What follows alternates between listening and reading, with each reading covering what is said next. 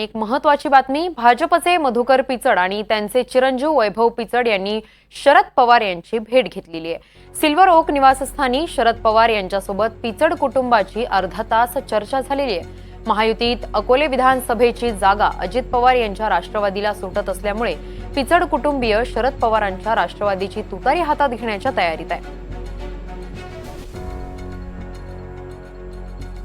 या संदर्भात अधिक माहिती घेऊयात आमच्या प्रतिनिधी जुई जाधव यांच्याकडून। जुई, पिचड आणि शरद पवार यांच्या भेटीमागचं नेमकं कारण काय आहे? अगदीच आपण पाहतोय किरण की आगामी विधानसभा निवडणुकीसाठी सर्व जागांवर जुळवाजुळव करणं सुरू आहे। मग ते महायुतीकडून असेल किंवा महाविकास आघाडीकडून, दोन्हीकडूनही जागांवरती कसा योग्य उमेदवार उभा करावा याची रणनीती सुरू आहे। आज सकाळी राष्ट्रवादी काँग्रेस पक्षाचे माजी प्रदेशाध्यक्ष मधुकर पिचड आणि त्यांचे चिरंजीव वैभव पिचड यांनी शरद पवार यांची भेट घेतली आहे।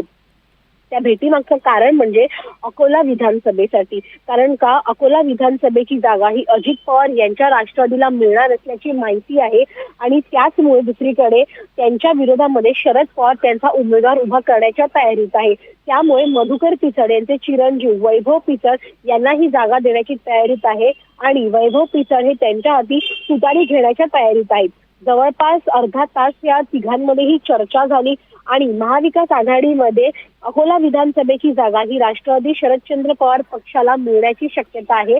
अजूनही अंतिम जागांवरती निर्णय होणं बाकी आहे। येत्या काही दिवसांमध्ये अंतिम निर्णय होईल महाविकास आघाडीच्या जागा वाटपाच्या फॉर्म्युलाचा आणि त्यामध्ये या सर्व जागांवरती कोण कोण उमेदवार इच्छुक आहेत आणि कोण कोण उमेदवार योग्य आहेत ही या सगळ्याची मांडणी केली जाईल। मात्र सकाळची सगळ्यात मोठी बातमी आहे कारण का मधुकर पिचड हे आता त्यांच्या मुलासाठीचे शरद पवार यांच्या भेटीसाठी आलेले आहेत आणि अजित पवार यांच्या विरोधामध्ये शरद पवार त्यांचा उमेदवार आता तयार करण्याच्या देखील वाटेवरती आहेत। नक्कीच जुई, धन्यवाद तुम्ही दिलेल्या या संपूर्ण माहितीसाठी।